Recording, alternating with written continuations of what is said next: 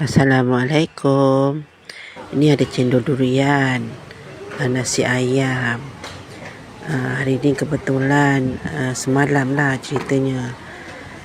Anak mak ni dapat duit terpijak.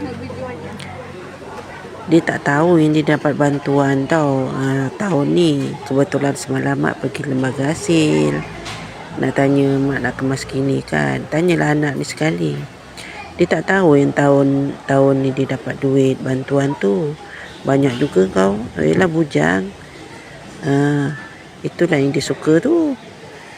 Tok semalam dapat duit tu. Itulah dia ambil, dia keluarkan. Dapat 600. Hari ni dia makan dah.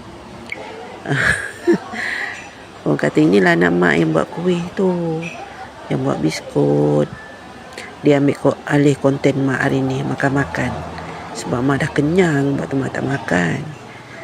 Gitulah ceritanya. Dapat duit terpijak. Ada rezeki dia lah.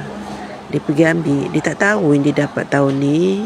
Sebab dia apply banyak kali tak dapat. Susah kan.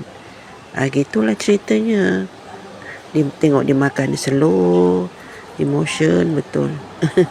Memang gaya dia makan macam gitu. Okey lah ya. Assalamualaikum.